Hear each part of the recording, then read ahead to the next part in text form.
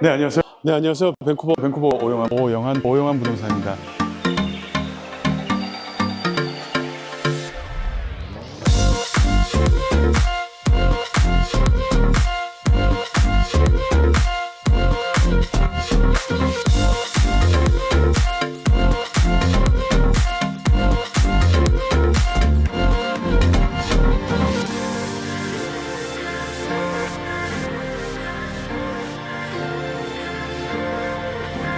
네, 안녕하세요. 밴쿠버 오영환 부동산입니다. 오늘은 여러분들에게 지난 2024년 9월, 지난달이죠.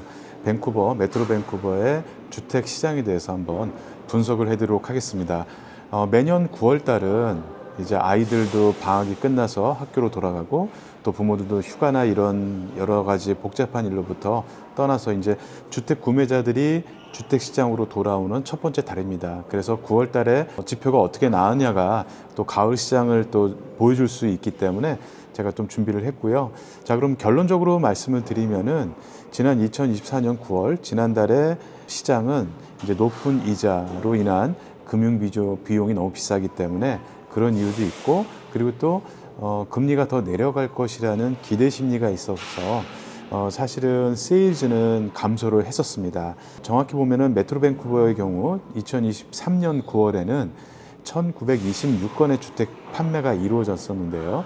2024년 9월에는 1852건의 거래가 이루어져서 작년 대비 한 3.8%가 하락했습니다. 그리고 지난 10년간 평균 9월 달에 판매량보다도 한 26%가 세일즈가 줄어든 것을 보여주었습니다. 새로운 리스팅의 경우에도 2023년 9월 달에는 5,446건의 리스팅이 있었는데요. 근데 2024년 9월 달에는 13%가 늘어났습니다. 그래서 6,144건의 리스팅이 있었습니다. 구매자들이 관망세로 주저하면서 시장에 뛰어들지 않음으로 해가지고 시장의 인벤토리는 좀 늘어나게 됐고요. 그러다 보니까 구매자들에게는 더 많은 선택을 할 수 있는 그런 여건이 조성되었습니다. 9월 시장의 액티브 리스팅의 숫자는 14,932건이었습니다. 이것은 평균적으로 제가 가을 계절에 리스팅 평균인 12,077건보다도 24%나 높은 숫자를 보여줍니다. 이는 주택 판매가 새로 되는 리스팅의 숫자를 따라잡지 못하기 때문에 이렇게 숫자가 많이 높아진 것으로 보여집니다. 그래서 구매자들에게는 선택의 폭이 아무래도 높아졌겠죠. 그리고 이제 세일즈 투 액티브 레이시오를 한번 안내해 드리겠습니다.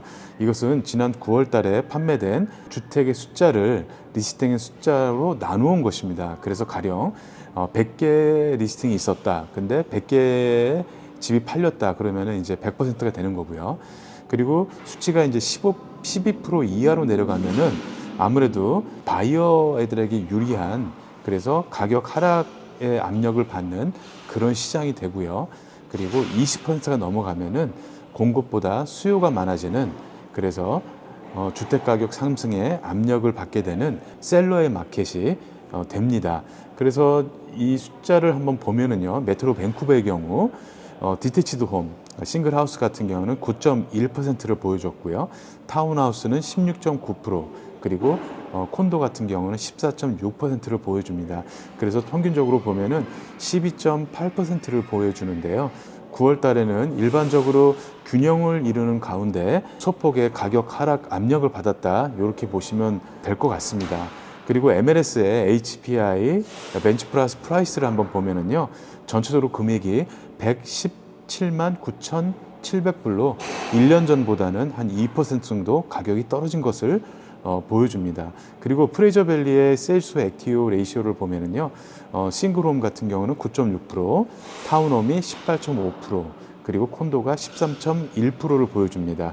그리고 전체적으로 봤을 때는 11%를 보여주는데요. 이것은 메트로 밴쿠버의 숫자하고 비슷한 비율을 보여줍니다. 타운홈 판매량이 지금 굉장히 높은 것이 눈에 띄는데요. 이런 수치들을 눈여겨보시고 리스팅을 준비하거나 구매를 계획하시면 도움이 될 거라고 생각이 듭니다. 가을 시장이 어떻게 움직일까에 대해서는 사실 누구도 모르지만 예상을 해보면은 사실은 이제 10월 23일과 그리고 12월 달에 한 번 더 펄리시 레이트 디시전이 있습니다. 그래서 기준금리에 대한 발표가 있는데요. 아마도 여러 가지 징후로 봤을 때는 내려가는 거는 이제 기본적으로 하고요. 빅스텝 0.5% 이상 내려가는 큰 폭의 하락도 있을 거라고 다들 예상을 하고 있습니다.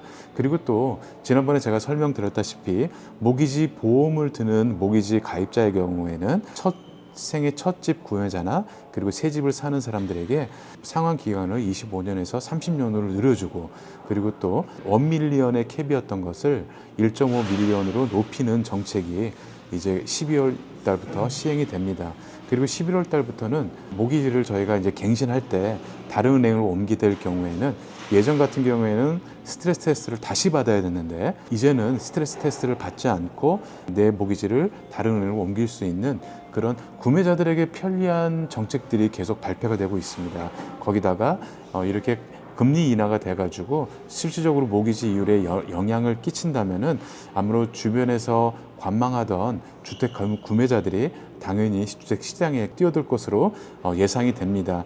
구매자들 같은 경우에도 이제 언제 뛰어들어야 될지, 그리고 판매자 같은 경우에는 그럼 언제 집을 리스팅해야 될지 굉장히 고민이 많은 시기인데요. 실적으로 봤을 때 가격이 올랐다 싶으면은 그때 뛰어드는 것은 사실은 늦습니다. 저희가 일을 하면서 느낀 건데요.